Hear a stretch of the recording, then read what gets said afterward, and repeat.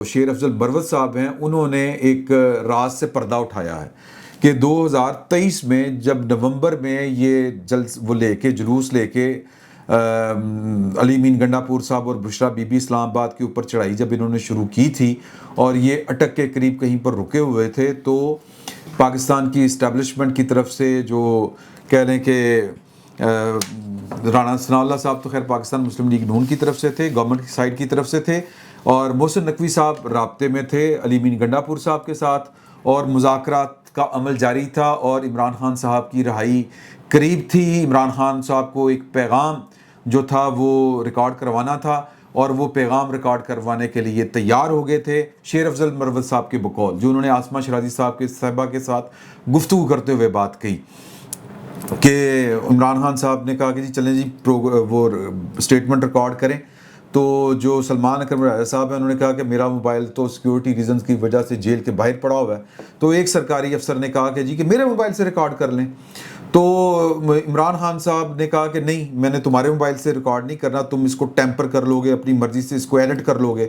میرے بندے کے ہاتھ میں موبائل ہونا چاہیے۔ تو یہ یہاں پر جو ہے وہ معاملہ آ کے رک گیا، تو انہوں نے کہا کہ جی چلیں ٹھیک ہے، پھر کل آپ آ جائیں اور سلمان اکرم راجہ صاحب اپنا موبائل لے کے آئیں گے، اس کے اوپر میرا پیغام ریکارڈ کیا جائے گا۔ مین وائل اسی رات رینجرز کے کچھ اہلکاروں کے اوپر عمران خان صاحب کے کچھ چاہنے والوں نے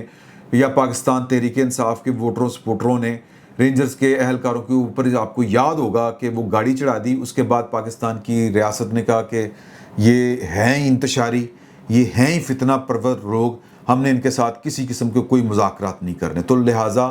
عمران خان صاحب کی رہائی جو 2 گام کے اوپر کھڑی تھی، 2 فٹ کے فاصلے کے اوپر کھڑی تھی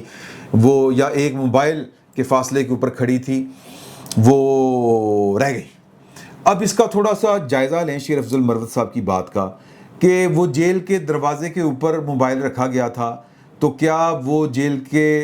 اگر حکومت اور عمران خان صاحب کی ڈیل چل رہی تھی تو وہ صرف ایک موبائل کی وجہ سے رک گئی جو جیل کے دروازے کے اوپر پڑا ہوا تھا؟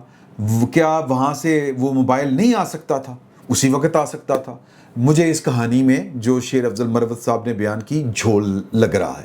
مذاکرات ہو رہے تھے، اور مذاکرات جو ہیں وہ 26 نومبر سے پہلے